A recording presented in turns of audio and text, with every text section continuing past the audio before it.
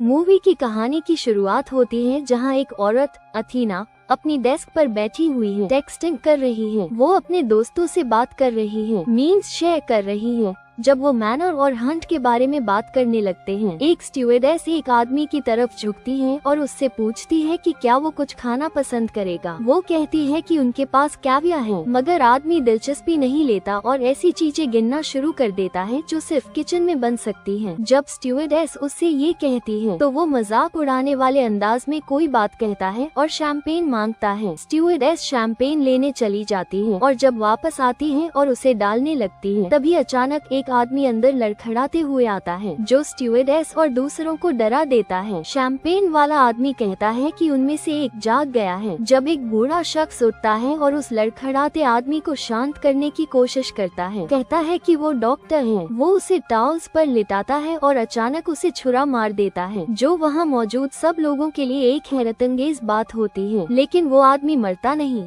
बल्कि एक बोतल इधर उधर झूलने लगता है जब तक अथीना अंदर नहीं आती और अपने जूते से उसे मार देती है। बाकी लोग कुछ कहते हैं कि ये अभी तक शुरू भी नहीं हुआ, लेकिन जब अथीना अपने जूते साफ करती है तो कहती है कि जंग में कोई जज्बातियत नहीं होती। पहले वाला बूढ़ा आदमी उस लड़खड़ाते आदमी को प्लेन के दूसरे हिस्से में घसीट कर ले जाता है। वो अभी भी जिंदा होता है और मदद के लिए पुकारता है, मगर अफसोस कि जिसे वो बुला रहा होता है वो एक गोल्डी औरत बेहोश होती है। बाद में वही औरत बाहर आंख खोलती है। उसके मुंह पर एक कपड़ा बंधा होता है जो वो हटा नहीं सकती। वो उठती है और देखती है कि एक और औरत नदी के उस पार है जो एक टेम्पररी कंपास बना रही होती है। वो औरत एक पल के लिए इसकी तरफ देखती है, मगर फिर चल पड़ती है। इसी वक्त एक आदमी पहली औरत के पीछे से गुजरता है। वो आदमी का पीछा करती है और एक मैदान तक पहुंचती है जहां बीच में एक बड़ा सा क्रेट रखा होता है। कुछ और लोग भी उस बॉक्स के पास आते दिखाई देते हैं। उनमें से एक कहता है कि यह एक जाल हो सकता है, मगर आदमी फिर भी उसे खोलने जाता है। बाकी सब चुप जाते हैं। जब वो क्रेट खोलता है तो उसमें से एक सुअर बाहर भागता है। फिर वो अंदर देखता है और एक रैक बाहर निकालता है जो पूरा हथियारों से भरा होता है। मैदान में जितने भी लोग होते हैं वो क्रेट की तरफ भाग पड़ते हैं,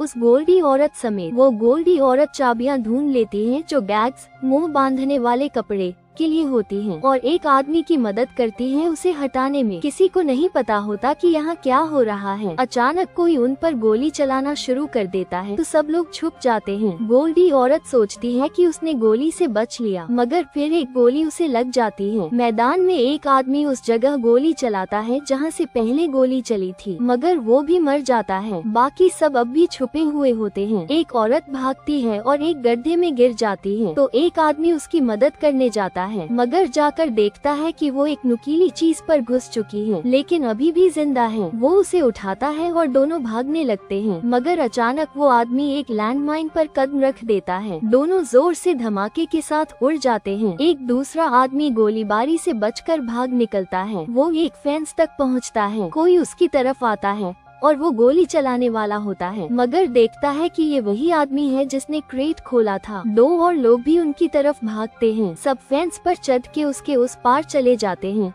सिवाय क्रेट खोलने वाले आदमी के। उसे एक भाला लग जाता है, मगर वो अपने दुश्मनों का सामना करने का फैसला करता है, सिर्फ कुछ ही पल बाद मरने के लिए। बाकी 3 लोग भागकर एक गैस स्टेशन तक पहुंच जाते हैं। गैस स्टेशन के मालिक एक मियाँ बीवी होते हैं जो समझते हैं कि ये लोग उनका स्टेशन लूटने आए हैं। एक आदमी जो नीली शर्ट पहने होता है कहता है कि उन्हें पैसों की जरूरत नहीं, बस ये जानना चाहता है कि वो लोग कहाँ हैं। वो मियाँ बीवी बताते हैं कि वो आर्कांसो स्टेट में हैं। वो आदमी फोन मांगता है ताकि पुलिस को बुला सके। मियाँ बीवी कहते हैं कि कॉल ट्रेस होगी और पुलिस जल्दी यहाँ पहुँच जाएगी। उसी वक्त एक औरत एक कुकी खाती है और फौरन गला घुटने लगता है जैसे उसमें जहर हो। अचानक वो मियाँ बीवी अपने छुपाए हुए गैस मास्क पहनते हैं और एक स्मोक ग्रेनेड फेंक देते हैं। नीली शर्ट वाला आदमी गोली चलाने ही वाला होता है, मगर उससे पहले ही वो आदमी उसे मार देता है। वो ग्रेनेड के धुएं से दूसरे आदमी का गला घोटते हैं और फिर उसे भी मार देते हैं। औरत गैस स्टेशन का धुआं बाहर निकालने के लिए वेंट खोलती है। बाद में दोनों गैस स्टेशन साफ करते हैं और लाशों को हटा देते हैं। औरत देखती है कि नीली शर्ट पहने आदमी के हाथ में एक वेडिंग रिंग है और उसे थोड़ी बुरी महसूस होती है। उसका शौहर कहता है कि इसकी कोई अहमियत नहीं, क्योंकि ये शायद कोई बुरा आदमी ही होगा। शायद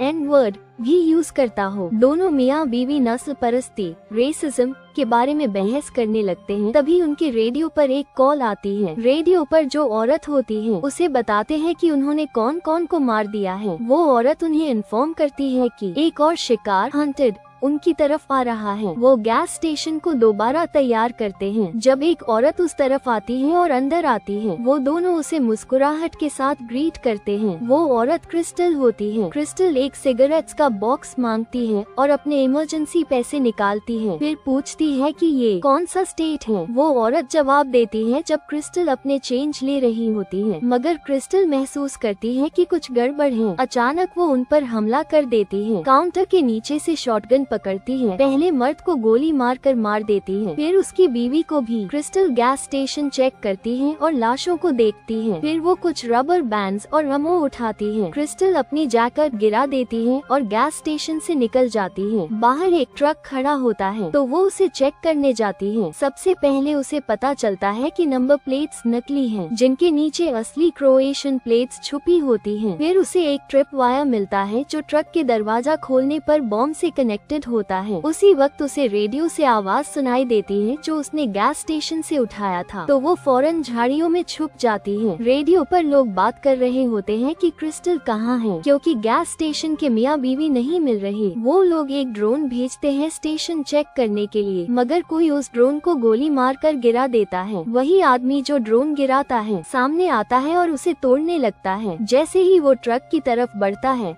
क्रिस्टल उसे रोक लेती है और कहती है कि ट्रक बम से वायर्ड है। क्रिस्टल उसे समझाती है कि ड्रोन गिरा के उसने उन लोगों को सिग्नल दे दिया है कि वो लोग गैस स्टेशन के पास हैं। फिर वो चल पड़ती है उन रेलवे ट्रैक्स की तरफ जो उसने पहले देखे थे। वो आदमी उसका पीछा करता है। वो आदमी कहता है कि उसके पास एक थियरी है कि क्यों उनको यहाँ शिकार बनाया जा रहा है। वो बताता है कि उसने एक आर्टिकल पढ़ा था जिसमें लिखा था कि एक लिबरल एलीट्स का ग्रुप लोगों को किडनैप करता है और ले जाकर उनका शिकार करता है। क्रिस्टल इस बात पर ज्यादा यकीन नहीं करती। अचानक उसे एक ट्रेन आती सुनाई देती है, तो वो आदमी से कहती है कि भागो ताकि वो ट्रेन तक पहुंच सके। दोनों ट्रेन पर चढ़ जाते हैं। जब अंदर पहुंचते हैं तो एक ग्रुप इमिग्रेंट्स का मिलता है जो छुपा हुआ होता है। वो आदमी कहता है कि ये असल नहीं है बल्कि क्राइसिस एक्टर्स हैं। उन इमिग्रेंट्स को इंग्लिश नहीं आती। क्रिस्टल फिर भी उसकी थियरीज पर यकीन नहीं करती। अचानक ट्रेन रुक जाती है और मिलिट्री पुलिस अंदर दाखिल हो जाती है। क्रिस्टल, वो आदमी और सब इमिग्रेंट्स अपने हाथ उठाकर सरेंडर कर देते हैं। पुलिस सबको फ्रिस्क कर रही होती है। तभी वो आदमी एक ऑफिसर से कहने लगता है कि वो दोनों अमेरिकन हैं और जो रेफ्यूजीज हैं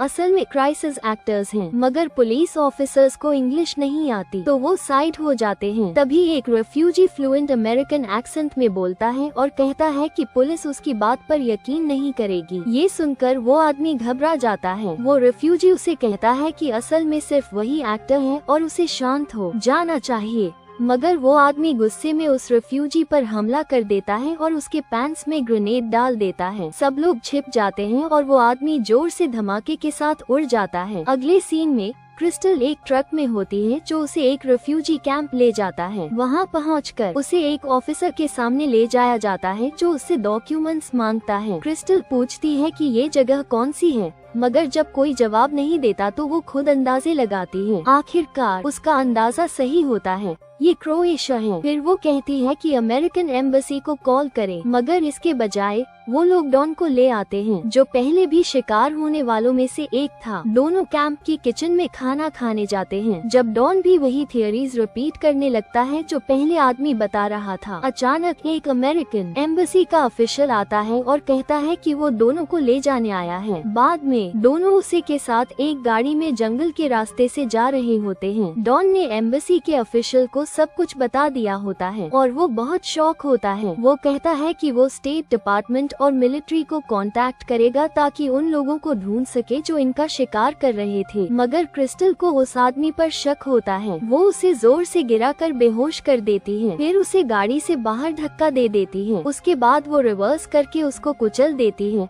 उसे मार डालती है। फिर वो उसकी जैकेट चेक करती है और एक बंदूक मिलती है। जब वो गाड़ी का ट्रंक चेक कर रही होती है, डॉन पैनिक होने लगता है कि उसने एक एम्बेसी ऑफिशियल को मार दिया है। मगर जब डॉन ट्रंक के अंदर देखता है तो उसे पहले वाला आदमी दिखाई देता है जो ऑलरेडी मरा हुआ होता है। क्रिस्टल को एक मैप मिलता है। डॉन कहता है कि शायद सिर्फ वो दोनों ही अब जिंदा बचे हैं। डॉन चाहता है कि वो गाड़ी लेकर यहाँ से निकल जाए, मगर क्रिस्टल मना कर देती है। उसका प्लान होता है कि मैप का इस्तेमाल करके शिकार करने वालों को ढूंढे और उनसे बदला ले। वो डॉन को एक खौफनाक कहानी बताती है जो उसकी माँ उसे सुनाया करती थी। तभी अचानक वही सुअर फिर से सामने आ जाता है। दूसरी तरफ बंकर में वो लोग जो शिकार कर रहे होते हैं आपस में पॉलिटिकल करेक्टनेस पर बहस कर रहे होते हैं। उनमें से एक आदमी सोल्जर होता है जो उनका कंसल्टेंट होता है। वो उनसे कहता है कि चुप हो जाएं, मगर वो लोग उसका मजाक उड़ा देते हैं। तभी रेडियो पर अथीना की आवाज सुनाई देती है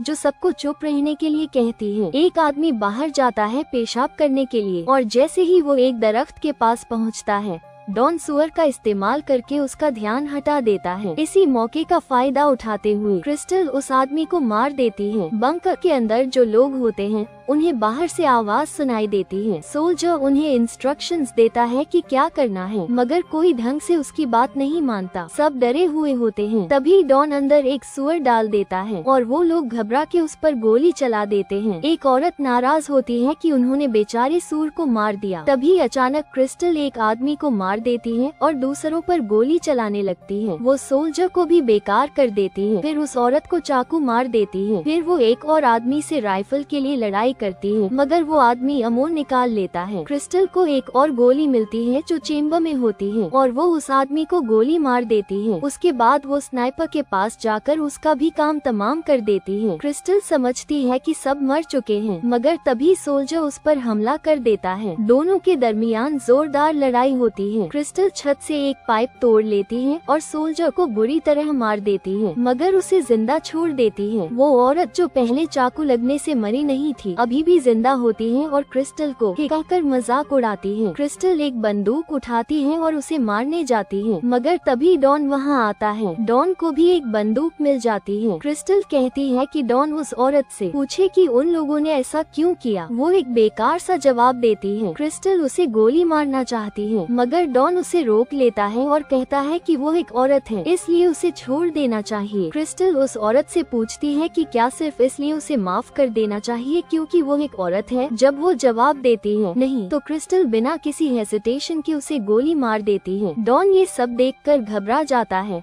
और तभी रेडियो पर अथीना की आवाज सुनाई देती है। वो पूछती है कि क्या डॉन ने क्रिस्टल को मार दिया। क्रिस्टल तुरंत डॉन पर गन तान देती है। डॉन कहता है कि वो इनसे नहीं है, मगर रेडियो पर अथीना बार बार पूछ रही होती है कि वहाँ क्या हो रहा है। वो डॉन से कहती है कि क्रिस्टल को मार दो, मगर डॉन क्रिस्टल से कहता है कि वो इस औरत पर भरोसा न करे, लेकिन क्रिस्टल बिना किसी देरी के उसे गोली मार देती है। फिर वो अथीना को बताती है कि डॉन अब मर चुका है। अथीना उसे चैलेंज देती है और कहती है अगर हिम्मत है तो मुझे ढूंढ लो। क्रिस्टल सोल्जर के पास जाकर उसके साथ एक आराम से बातचीत करती है। फिर वो उससे पूछती है कि अथीना कहाँ छुपी है। वो कहती है कि वो हार नहीं मानेगी। फिर वो उस सोल्जर के जख्म पर जोर देती है ताकि वो सच बता दे। दर्द से मजबूर होकर वो उसे बता देता है कि अथीना कहाँ छुपी है, लेकिन वो क्रिस्टल को वार्न भी करता है कि अथीना इस शिकार की तैयारी महीनों से कर रही है। क्रिस्टल उसे भी मार देती है। फिर एक फ्लैशबैक आता है जो 1 साल पहले का होता है। अथीना के ऑफिस का सीन दिखाया जाता है जहां उसकी कंपनी के 2 लोग उसका इंतजार कर रहे होते हैं। वे उस टेक्स्ट मैसेज के बारे में बात कर रहे होते हैं जो उसने शिकार के बारे में भेजा था। अथीना कहती है कि वो सिर्फ मजाक कर रही थी, मगर लोगों ने इस बात पर यकीन कर लिया। एक आदमी उसे समझाता है कि यह एक बड़ा मसला बन सकता है और इसका PR